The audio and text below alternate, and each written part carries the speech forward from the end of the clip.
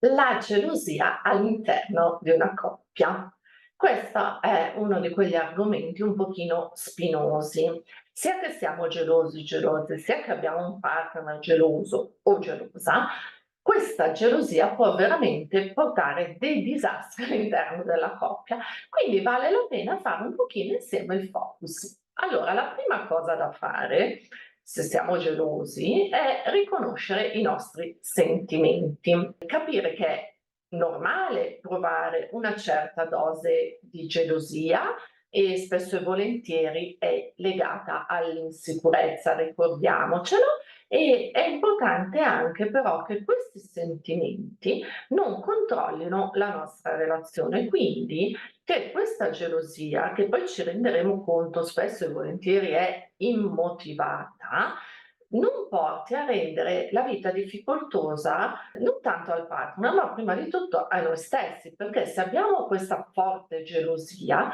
chiaramente non viviamo sereni e non viviamo tranquilli. Altra cosa da fare, e questo sempre per essere sereni prima di tutto noi poi nella coppia, è comunicare apertamente il nostro sentimento, cioè parlare di questa gelosia e soprattutto dell'insicurezza da cui deriva con il nostro partner, quindi dirgli non è che non mi fido di te, quindi il problema tra virgolette non sei tu, ok? Sono io che ho questa forma di insicurezza e di ansia che mi porta a voler controllare chiaramente la relazione e quindi a essere geloso o gelosa. Questo è assolutamente il primo passo, parlarne col partner. Perché? Perché parlandone magari, ecco, ci rendiamo anche noi conto di quanto sia, tra virgolette, se non totalmente immotivata, perché chiaramente, soprattutto in un mondo così interconnesso, le occasioni di essere arzilli in giro sono 5.000 magari, non lo so, penso all'epoca dei nostri nonni che pure che le combinavano uguale, ecco, è un attimino meno facile. Quindi, in questo modo però possiamo affrontare questo sentimento e riuscire quantomeno a razionalizzarlo e a rendere costruttivo il nostro percorso. Come dicevo, la gelosia non è un sentimento a sé stante, ma è causata da insicurezza e ansia. Quindi il percorso da fare è prima di tutto per noi stessi capire da dove derivano quest'ansia e questa insicurezza. Sicuramente sono legati a una mancanza di affetto, di attenzione dei primi anni di vita, questo un pochino lo sappiamo, tutto ritorna lì. Però queste mancanze, non ci devono portare a massacrare la persona che abbiamo di fronte. Spesso e volentieri partner gelosissimi stanno con persone che non stanno facendo realmente niente, poveri figli, assolutamente niente. Mentre di contro magari persone assolutamente non gelose hanno partner che ne combinano da vendere e da spendere. Quindi analizzare la causa sottostante a questo nostro sentimento di gelosia, che può essere una certa attitudine e necessità al controllo di tutto quello che abbiamo intorno, quindi fondata su un'ansia, chiaramente poi si riversa anche appunto sul nostro partner. Fatto questo piccolo focus, iniziare a lavorare sulla fiducia reciproca. Spesso e volentieri notate che carichiamo l'attuale partner del nostro vissuto. Quindi, se siamo state tradite, abbandonate, se c'è stato mentito, soprattutto in maniera importante, tendiamo a essere estremamente guardinghi, diffidenti e ovviamente anche un po' esageratamente rompiscatole con la persona che abbiamo davanti. Poi magari non glielo diciamo, però comunque dentro di noi si agitano tutti questi sentimenti. Quindi magari coinvolgere delicatamente il partner in questa cosa, dicendogli comunque e spiegandogli il perché abbiamo questa insicurezza di fondo, lo renderà più tranquillo nel sapere che, tra virgolette, non è colpa sua, siamo noi che arriviamo con un apporto emotivo di un certo tipo e poi appunto si può lavorare insieme per rendere sano, sereno e costruttivo l'ambiente di crescita della coppia. Rafforzare la nostra autostima.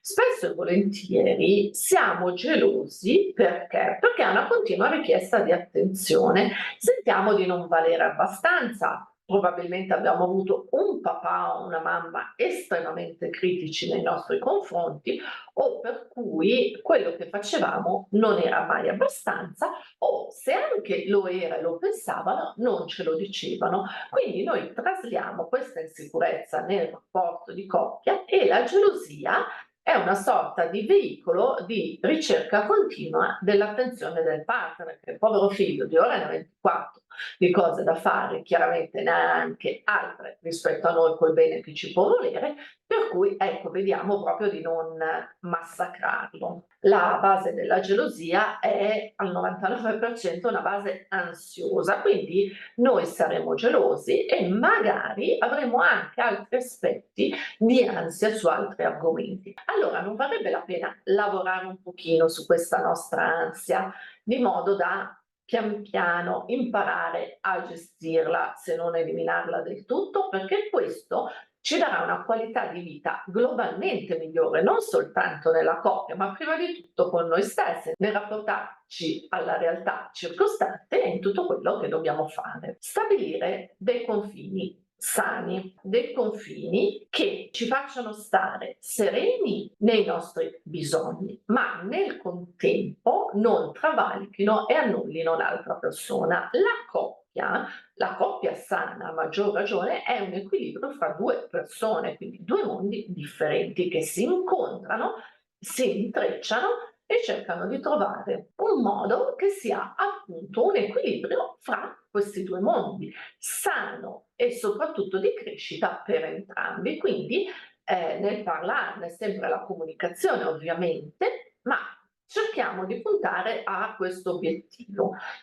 Se noi magari siamo gelose cerchiamo di limitarci, ma se noi abbiamo un partner geloso, l'aiuto che gli possiamo dare alle volte è anche mettergli dei confini, cioè il dire io il martedì sono in palestra, il martedì ipoteticamente non ci sentiamo. Noi facciamo un esercizio di autodeterminazione dei nostri spazi e ci fa bene. Il partner che è geloso farà un esercizio di fiducia, un esercizio di gestione dell'ansia che, se ben fatto, porterà veramente a un upgrade di serenità per entrambe le parti della coppia. Rafforzare sempre la connessione emotiva. Alle volte, quando la persona gelosa sta un pochino sbroccando, non vuole nient'altro che un bacio, un abbraccio e un sentirsi dire va tutto bene, perché probabilmente sono successe magari anche altre cose nella giornata che non hanno niente a che vedere con la coppia e si trasla un pochino sull'altra persona questo bisogno di essere fermati un attimo, di essere abbracciati un attimo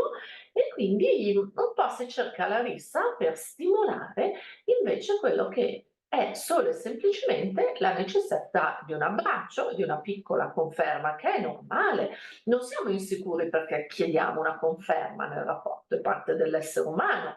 Come dico sempre, non siamo fatti di ferro, quindi se abbiamo voglia di sentirci dire una cosa carina, chiediamola al partner e di grazia si spera che il partner, non forzatamente, ok, ma perché capisce la nostra necessità e gli fa piacere esserci, ce la dica, così in tranquillità. Evitare confronti dannosi. Lasciamo fuori altre situazioni, lasciamo fuori gli ex, non diciamo ma quell'altro o quell'altra è stato una brutta persona con me, guarda, ecco, alla fine sarai anche tu così, perché non è vero, o se anche lo fosse, non è che dicendolo schermiamo il disastro. Non facciamo soprattutto confronti, ecco, con altre situazioni, altre persone, altri climi, perché finiremo solo e semplicemente per rovinare ulteriormente il clima attuale. Quindi ricordiamoci sempre che non solo la persona che abbiamo davanti è unica e irripetibile, ma che anche noi nel rapporto con lui siamo unici e irripetibili. Non è detto che se per 10 volte abbiamo avuto dei partner bugiardi che ci hanno tradito, anche questa persona lo farà. Non è detto che se noi siamo stati gelosi con i 10 partner precedenti dobbiamo per forza esserlo anche con questo. Facciamo in modo che ogni relazione che abbiamo, sia di coppia, magari si è anche gelosi nell'amicizia, di un collega di lavoro, di 100 altre cose, credetemi, ecco, facciamo che ogni nostra relazione sia un punto di partenza per un upgrade nostro come persona. Quindi, ripeto, se sentiamo di essere gelosi, un pochino più di quello che è sano, e quello che è sano, qual è il discrimine? È quello che ci fa stare male. Quindi se questa gelosia ci fa stare male, allora okay, vuol dire che dobbiamo affrontarla e superarla prima di tutto dentro di noi, perché lo sforzo principe è il nostro chiaramente, ma con l'aiuto e l'appoggio della persona che abbiamo di fronte che, credetemi, al 99% delle volte ci vuole bene e vuole stare bene e serena con noi. Grazie mille di aver ascoltato questo video, forse un pochino tignoso sulla gelosia. Ditemi, voi siete gelosi o no? Avete avuto partner immotivatamente gelosi o motivatamente gelosi? Scrivetemelo nei commenti perché può interessare e essere utile per tutti. Grazie per seguire il canale e grazie per i like e i commenti. Un abbraccio.